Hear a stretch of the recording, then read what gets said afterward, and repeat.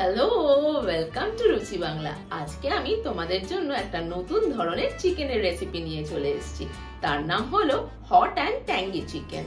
এই চিকেনটা কিন্তু একদম সহজ পদ্ধতিতে তৈরি করা আর রেস্টুরেন্ট স্টাইলে মশলাদার যুক্ত।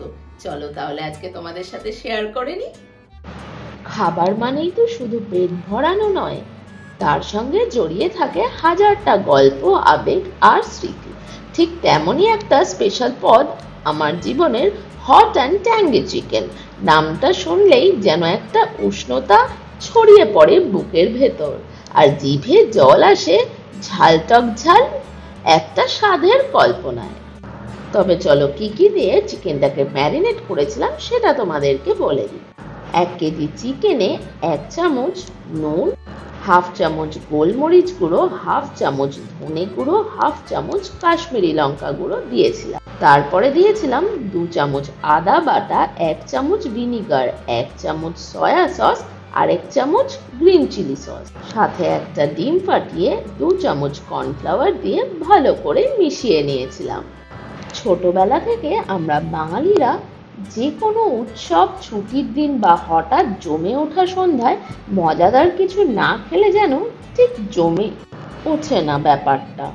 মা যখন বিকেলের দিকে হাঁড়িতে গরম তেলে কিছু একটা ঝাঁঝালো রান্না করতো আর গোটা বাড়ি ভরে যেত মশলার গন্ধে, তখন থেকেই ভালোবাসা জন্মেছিল এই হট অ্যান্ড ট্যাঙ্গি স্বাদের প্রতি।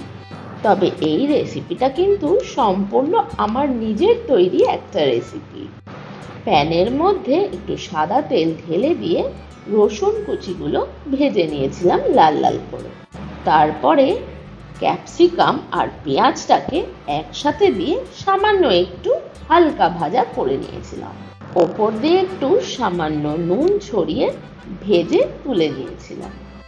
এই রেসিপিটা আমার কাছে শুধু একটা রান্না নয়, বরং এক ধরনের স্মৃতি ভরা অভিজ্ঞতা।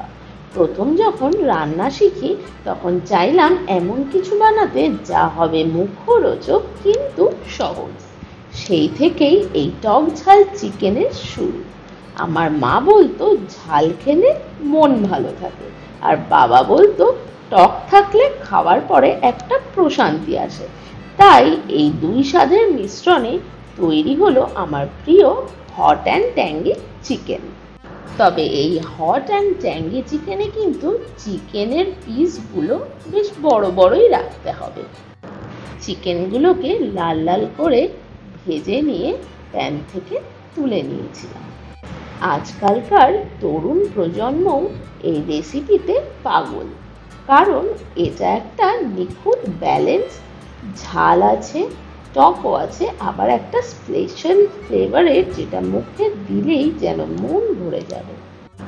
সোশ্যাল মিডিয়া হোক বা বন্ধু বান্ধবের হাউস পার্টি, এই রেসিপি একবার বানালে সবাই জিজ্ঞেস করবেই, এটা কেমন করে করলি, এত মজাদার। আমি হাসি মুখে বলি এটা আমার সিক্রেট রেসিপি, তুমিও ট্রাই করে দেখো তো।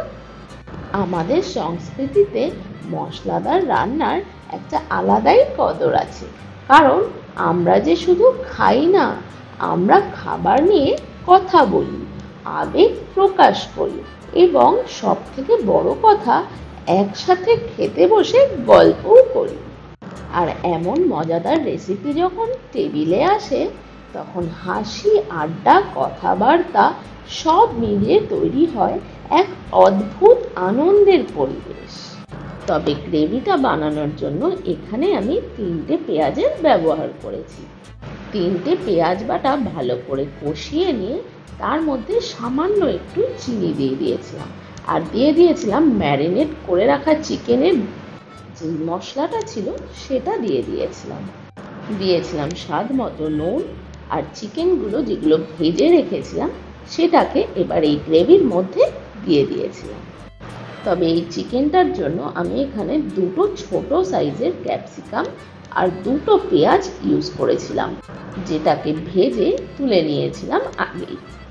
এই হট অ্যান্ড ট্যাঙ্গি চিকেন তাই শুধু একটা পদ নয়, বরং সেটা হয়ে উঠেছে আমার ইউটিউব জার্নির এক অবিচ্ছেদ্য অংশ।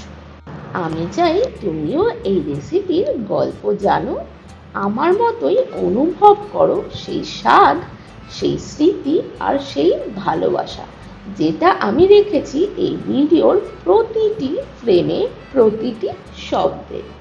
চিকেনের গ্রেভিটা সামান্য সেমি গ্রেভি হয়ে আসার পর আমি দিয়ে দিয়েছিলাম সামান্য একটু টমেটো সস।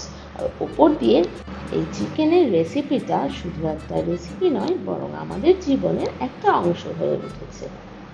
এর মাঝে রয়েছে আমাদের ইতিহাস, আমাদের ভালোবাসা এবং আমাদের খাবারের ধরন। এটি এমন একটা খাবার যা ছোট থেকে বড় হাত চেটে পুটে একেবারে খাবে।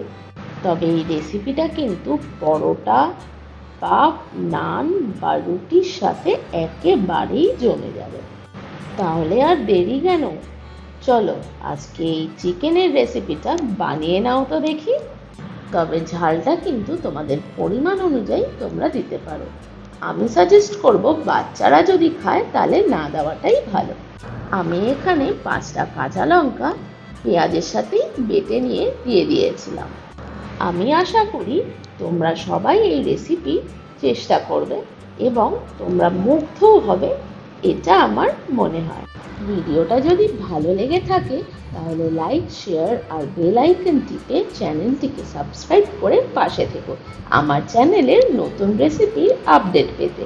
আর হ্যাঁ, অবশ্যই কিন্তু তোমরা এই চিকেনটা বাড়িতে বানিয়ে জানিও কেমন লেগেছে তোমাদের কমেন্ট বক্সে। তোমাদের মজাদার স্মৃতির গল্প আমাদের সাথে শেয়ার করতে ভুলো না কিন্তু।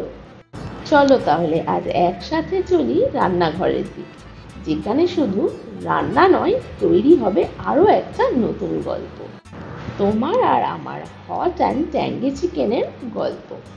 তবে বানিয়ে নিয়ে কিন্তু অবশ্যই জানিও, আমি কিন্তু তোমাদের মতামত শুনতে খুবই ভালোবাসি। আবার দেখা হচ্ছে পরের ভিডিওতে নতুন কিছু নিয়ে। আজ তাহলে এখানেই শেষ করি। ভালো থেকো, সুস্থ থেকো, টাটা।